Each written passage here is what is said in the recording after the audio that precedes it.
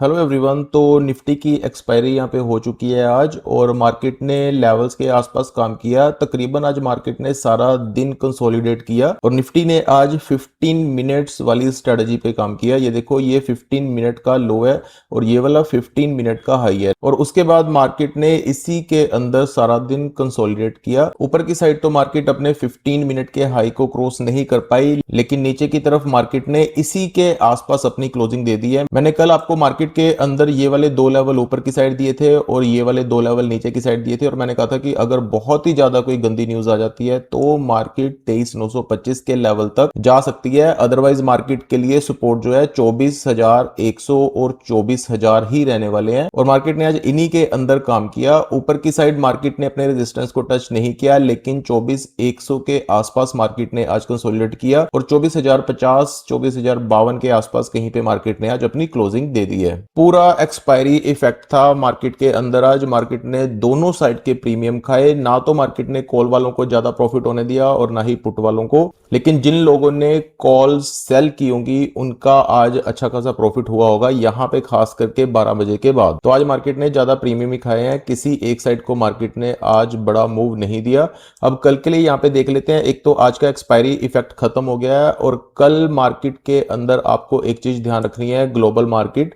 अगर तो आज यूएस मार्केट, यूरोपियन मार्केट और एशियन मार्केट पॉजिटिव रहती हैं तो यहां पे निफ्टी पॉजिटिव मूव दे सकती है, क्योंकि ओवरसोल्ड भी मार्केट हो रही है। लेकिन अगर ओवरनाइट यहां पे अमेरिकन मार्केट्स नेगेटिव हो जाती हैं और हमारा क्रूड ऑयल जो है वो स्पाइक कर जाता है ऊपर की तरफ, यानी कि $90 की तरफ चला जाता है, तो यहां पे मार्केट के अंदर आपको एक और वीक सेशन देखने को मिल सकता है। उसके लिए मैं आपको लेवल बता देता हूं। नीचे की साइड सबसे पहला लेवल आपको आज का लो मार्क कर लेना है 24,025 के नीचे। जैसे ही मार्केट फिसलेगी तो 24,000 तक का भी मार्केट सपोर्ट ले सकती है। अगर उसके नीचे भी गैप डाउन ओपनिंग मार्केट ने दे दी तो 23,925 और 23,925 के नीचे भी अगर मार्केट फिसलना स्टार्ट होती है तो उसके बाद मार्केट के लिए सबसे बड़ा सपोर्ट जो है 23,800 ही आने वाला है। मैंने पहले भी अपनी वीडियोस के अंदर इस लेवल के बारे में डिस्कस किया हुआ है 23,800 के बारे में। 23,800 के नीचे मार्केट का स्ट्रक्चर बहुत ज्यादा वीक होना स्टार्ट हो जाएगा। वहां तक जाने के लिए मार्केट को एक बहुत गंदी कोई बैड नेगेटिव न्यूज की नीड है। अदरवाइज जो है नीचे की तरफ 23,925 एक मजबूत सपोर्ट है। और ऊपर की साइड अगर हम बात करें तो आज का हाई आपको ये देख लेना है, यानी कि 24,150 के आसपास। और उससे पहले तो मार्केट के लिए 24,100 ही है। अगर मार्केट के अंदर हल्की सी भी पॉजिटिविटी आती है, अगर मार्केट 24,100 के ऊपर सस्टेन करती है या यहां पे ओपनिंग देती है तो 24,100 का ही आपको ध्यान रखना है। 24,100 के ऊपर 24,167 24,168 आपको ध्यान में रखने हैं। और अगर 24,170 को भी मार्केट क्रॉस कर देती है तो मार्केट के लिए सबसे पहले आपको ध्यान रखना है 24,200, जो कि साइकोलॉजिकल एक लेवल है। उसके बाद 24,262 ये मार्केट के अंदर लेवल है जो कि इंटैक्ट रहने वाले हैं। आप इनकी फोटो, स्नैपशॉट, स्क्रीनशॉट कुछ भी ले सकते हो। और ये लेवल सिर्फ एजुकेशनल पर्पस के लिए, किसी तरह की कोई भी बाइंग सेलिंग की रिकमेंडेशन नहीं है। जस्ट इन लेवल्स का आपको ध्यान रखना है। यहाँ पे मार्केट के रेजिस्टेंस और सपोर्ट मैंने आपको बताए हैं। और आज के स्टॉक एनालिसिस के अंदर हम लोग डिस्कस करेंगे मजगाव डॉक यानी कि मैजडॉक शेयर के बारे में। शेयर ने पिछले कुछ महीनों में बहुत अच्छी चाल दिखाई थी, लेकिन अब अपने ऊपरी लेवल से बहुत ज्यादा शेयर करेक्ट भी हो चुका है। मार्केट के अंदर इसने 3,000 प्लस के भी लेवल दिखाए थे, लेकिन अब ये करेक्ट होके 2,360 यानी कि 2,360 के लेवल के आसपास ट्रेड कर रहा है। यहां पे मैं आपको इसके सपोर्ट एंड रेजिस्टेंस अगर बताऊं तो ये स्टॉक अपनी एक अहम ट्रेंड लाइन के आसपास सपोर्ट लेने की ट्राई कर रहा है।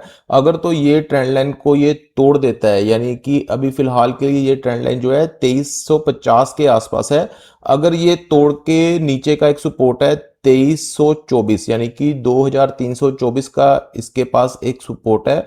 अगर ये इसके नीचे सस्टेन करना स्टार्ट कर देता है तो इसके अंदर वीकनेस और ज्यादा आ सकती है और ये अपनी इस ट्रेंड लाइन के नीचे वैसे ही वीक हो जाएगा। अगर ये कल के सेशन में या परसों के सेशन में ऊपर का मूव दिखाता है तो ये ऊपर की चाल दोबारा दिखा सकता है। इसके लिए सबसे पहली रेजिस्टेंस होने वाली है 2,605 और अगर ये 2,605 के ऊपर चला जाता है तो 2,800 के आसपास ये दोबारा से रेजिस्टेंस फेस कर सकता है। उसके बाद ऊपर के लेवल भी हैं, वो हम आने वाले दिनों में डिस्कस कर लेंगे अगर ये इनके ऊपर जाता है तो। अगर मैं नीचे की बात करूं तो नीचे इसके लिए सबसे पहला सपोर्ट 2,325 के आसपास है और उसके बाद अगर ये उसको भी तोड़ देता है तो 2117 के आसपास ही इसका नेक्स्ट सपोर्ट आता है। उससे पहले ये कहीं पे भी रुकने थमने वाला नहीं है। लेकिन आपको एक चीज का ध्यान रखना है, अपनी एक बेहद मजबूत ट्रेंड लाइन के आसपास ये ट्रेड कर रहा है। यहां से ये किसी भी साइड का मूव दे सकता है और शार्प मूव दे सकता है। अगर इसने यहीं से घूमना हुआ तो ये इसी का सपोर्ट लेके यहीं पे एक दो दिन और कंसोलिडेट करके ऊपर की चाल अपनी दिखा सकता है।